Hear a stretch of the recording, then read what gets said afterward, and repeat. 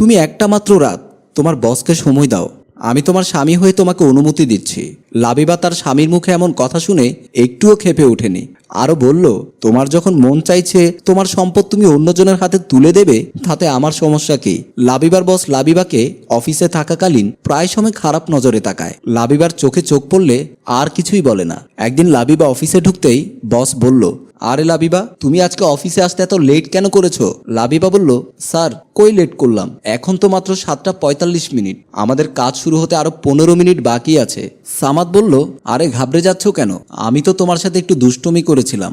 লাবিবা বলল, স্যার আপনি আমার সাথে দুষ্টুমি করছিলেন? হ্যাঁ লাবিবা, আমি সবসময় তোমার ভালো কামনা করি, তবে আমি তোমার সাথে 2-1 ঘন্টা কথা বলতে চাই। তাতে যদি তুমি রাজি থাকো তোমারই লাভ হবে। লাবিবা বলল, জি বলেন স্যার, কি কথা? সামাদ বলল, তুমি যদি একটু আমার বাংলোতে এসে আমাকে কিছুক্ষণ সময় দিতে, তাহলে তোমাকে সারপ্রাইজ দেওয়ার ইচ্ছে ছিল। লাবিবা বলল, কি বলেন স্যার? বাইরের মানুষ দেখলে কি বলবে? সামাদ বলল, আরে বাইরের মানুষ কে কি বলল না বলল এগুলো কি দেখার টাইম আছে? আমি চলি আমার গতিতে। লাবিবা বলল, স্যার আমার স্বামী জানলে আমাকে তালাক দিয়ে দিবে। সামাদ বলল, তোমার স্বামীর ব্যাপারটা তোমাকে ম্যানেজ করে নিতে হবে। লাবিবা বলল, ঠিক আছে স্যার, আমি চেষ্টা করে দেখি। সামাদ বলল, আমি কিন্তু তোমার অপেক্ষায় থাকবো। অফিস ছুটির টাইমে লাবিবার বান্ধবী শিরিন আর লাবিবা প্রতিদিন দুজনে একসাথে বাড়িতে যায়। আজকে শিরিন লাবিবার জন্য অপেক্ষা করছে। লাবিবা শিরিনের সামনে যেতেই শিরিন বলল, কিরে, তোকে আজকে দেখলাম বসের সাথে অনেকক্ষণ ধরে কথা বলতে, কি কথা বলেছিস রে? লাবিবা বলল, এই কথাগুলো আবার কাউকে বলিস না, বস প্রতিদিন আমার দিকে খারাপ নজরে দেখে। আজকে বলল আমি নাকি তার বাংলোতে যেতাম। শিরিন বলল, এই পর্যন্ত বসের চোখে যে মেয়েকে ভালো লেগেছে তার হাত থেকে কেউ রেহাই পায়নি। লাবিবা বলল, তাহলে তুই কিভাবে রেহাই পেলি? শিরিন বলল, আমার কথা আর কি বলবো, আমাকে তো আমার মোবাইলে সব রেকর্ড করে রেখে দিয়েছে, আমাকে তো সে আগেই ছুঁয়ে দিয়েছে। লাবিবা বলল, বলিস কি? আমাকে যা করেছে আমি আমার মোবাইলে সব রেকর্ড করে রেখে দিয়েছি। লাবিবা বলল, কই কই দেখা তো। শিরিন বলল, না দেখাতে পারবো না, আমি ফুটেজটা অন্য মোবাইলে রেখেছি, কারো চোখে পড়বে বলে। আমি কিন্তু বিপদে পড়ে এইসব করেছি, তুই আবার নষ্ট হয়ে যাস নে। লাবিবা বলল, দেখি কোন দিকের পানি কোন দিকে গড়ায়। শিরিন বলল, আচ্ছা চল তাহলে যাই। দুজনে একসাথে চলে গেল। এর পরের দিন স্বামীর সাথে পরামর্শ করলো। বিরল বলল, কোনো সমস্যা নাই, তুমি বসকে সময় দিলে তোমার লস হবে না, বরং তাতে তুমি লাভবান হবে। লাবিবা বলল, হ্যাঁ তা আমিও জানি, বসকে সময় দিলে আমি লাভবান হব, তাহলে আমি আজকেই যাব বসের বাংলোতে, তুমি তাহলে আজকে একা একা থাকবে। বিরল বলল, ঠিক আছে থাকলাম, কষ্ট না করলে কেষ্ট মেলে না। লাবিবা সিদ্ধান্ত নিল সে সামাদ সাহেবের বাংলোতে যাবে। লাবিবার বস সামাদ বিকেলবেলা তার বাংলোর বেডরুমে বসে কফি খাচ্ছিল। এমন সময় লাবিবা তার বেডরুমে ঢুকে সালাম দিল। সামাদ বলল, আরে লাবিবা, আমি তোমার কথাই ভাবছিলাম। কি ভাবছিলেন স্যার? না ভাবছিলাম সত্যি তুমি অনেক সুন্দরী, তোমার কিন্তু আরো অনেক উপরের সেক্টরে কাজ করার কথা, তারপরও তোমার কিন্তু এখনো কোনো প্রমোশন হয়নি। লাবিবা বলল, কি করব স্যার, প্রমোশনের চাবি তো আপনাদেরই হাতে, আমি কি চাইলে আর প্রমোশন হবে? সামাদ বলল, হ্যাঁ এতদিন আমার হাতেই ছিল, আজকে প্রমোশনের তালাটা তোমার জন্য খুলে দেব, আসো আরো কাছে আসো। লাবিবা সামাদের কাছে গিয়ে বসলো। সামাদ লাবিবার কাঁধে হাত দিয়ে বলল, তোমাকে এত কাছে থেকে পাবো আমি কল্পনাও করিনি। লাবিবা বলল, স্যার এখন কি আপনার ভালো লাগছে না? সামাদ বলল, ভালো লাগা তো মাত্র শুরু হয়েছে, বলেই লাবিবাকে শুইয়ে দিল। এমন সময় দরজার বাইরে থেকে দরজার বাড়ি শুনে দুজনেই চমকে উঠে। সামাদ বলল, এ অসময়ে কে আসলো? তুমি থাকো, আমি একটু গিয়ে দেখে আসি, বলেই সামাদ দরজা খুলতে গেল।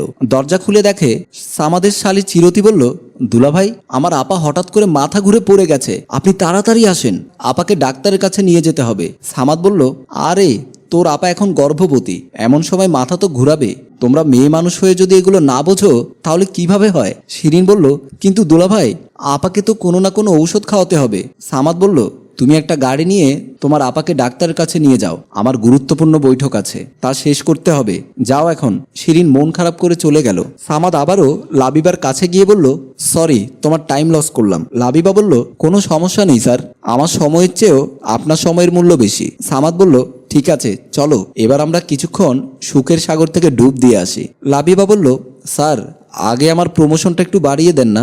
সামাদ বলল, আমি তো কথা দিয়েছি তোমার প্রমোশন হবে, এত অধৈর্য হচ্ছ কেন? লাবিবা বলল, স্যার আপনি যদি প্রমোশনের ফর্মটা একটু পূরণ করে দিতেন তাহলে আমার মনটা উৎফুল্ল থাকতো, আর আপনাকে আমি মন ভরে আনন্দ দিতে পারতাম। সামাদ বলল, ও তাই নাকি, আচ্ছা দিচ্ছি। একটা ফর্ম বের করে সই করে দিয়ে বলল, এই নাও তোমার আশা পূরণ করে দিলাম, এবার তুমি আমার মনের খায়েশ পূরণ করে দাও। লাবিবা বলল, হ্যাঁ অবশ্যই পূরণ করব স্যার। সামাদ লাবিবাকে আবার শুইয়ে দিল। লাবিবার স্বামী বিরল রাতে বেডরুমে শুয়ে ছটফট করছে, কারণ বউকে পাঠিয়েছে তার বসের কাছে।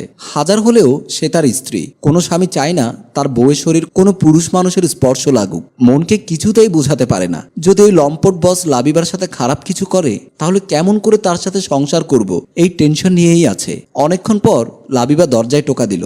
বিরল গিয়ে দরজা খুলে দেখলো লাবিবা দাঁড়িয়ে আছে। বিরল বলল, লাবিবা, আমি তোমাকে প্রথমে যা বলেছিলাম আবেগের বশে বলেছিলাম, কিন্তু ভেবে দেখলাম আবেগ দিয়ে জীবন চলে না। লাবিবা বলল, যা বলার ভেতরে গিয়ে বলি। বিরল বলল, তোমার এই নষ্ট শরীর নিয়ে আমার বাড়িতে ঢুকিও না, তুমি তোমার বাপের বাড়িতে চলে যাও। লাবিবা বলল, আমি আগেই জানতাম তুমি এমন কিছু বলবে, তাই শোনো।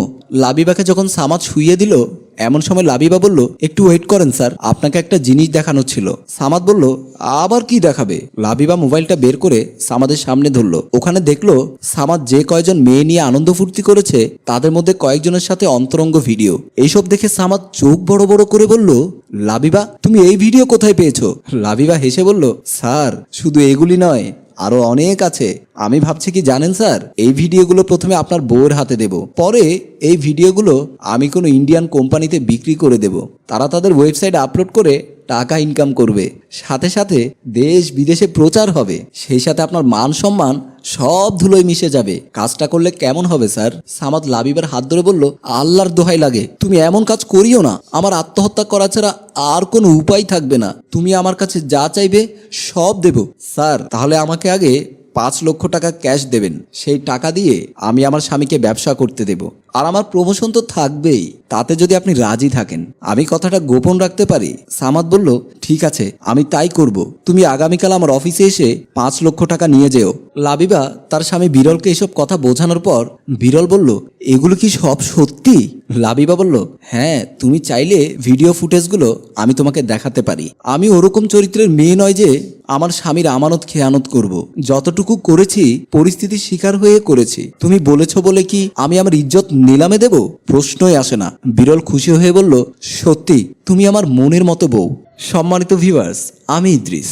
আমাদের সমাজে এমন কিছু মানুষ আছে যারা আমাদের মা বোনদেরকে বিভিন্ন লোভ দেখিয়ে তাদের ইজ্জতে হাত দিতে চায়, তাদেরকে উপযুক্ত শাস্তি দেওয়া দরকার। গল্পটি ভালো লাগলে লাইক, কমেন্ট, শেয়ার করে চারিদিকে ছড়িয়ে দিন। ধন্যবাদ।